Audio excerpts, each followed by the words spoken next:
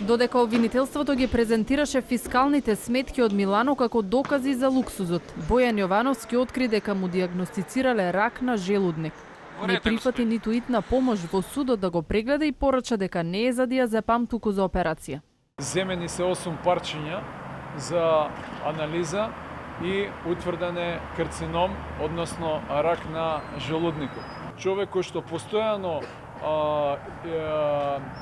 повраќа крв и не е во состојба да го прати судењето, не може да се одвива еден фер предмет.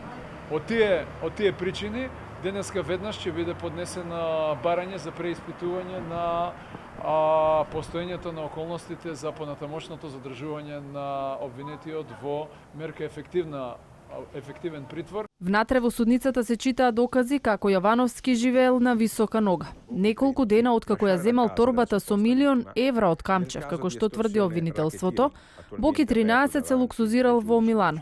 За само 3 дена потрошил речиси €150.000. Се читаа сметки од по €26.000, €9.000, €2.000, €800 во скапи продавници. Стигнаа на ред и пораките. Во февруари минатата година на Катица Јанева и пуштил слика со мебел и ја известил дека е пристигнат. Со Орце Камчев си разменувале судски одлуки решенија од СЈО. Лиле не мирува и Зоки читам глупости зборал. Се читаше и комуникација со подпредседателката на собранието Фросина Ременски, која е обвинета дека му помагала во измамата со старечките домови на Јовановски во случајот Меѓународен сојуз. Моите информации велат дека утре апелација ќе одлучи за притворот на Орце. Не. Дај Боже. Сафет Катри, Цветан Каперик и Јани Нича.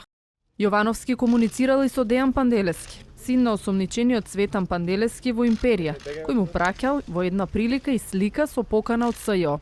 Види за тато. Чекам инфо, ќе те барам. Тутунска. Денес 500 ме блокира царина, не можам повеќе. Ке имаш од мене 5 м, тоа е максимум. Во сведочењето на обвинителката Лиле Стефанова за рекет, кажа дека незината шефица Катица Јанева повеќе се обидувала да влијае за Панделевски отколку за Камчев. Сите овие пораки се извадени од мобилниот телефон на Бојан Јовановски од WhatsApp апликацијата. Во судница беше пуштена и снимката која ја објави италијанскиот портал La Verità.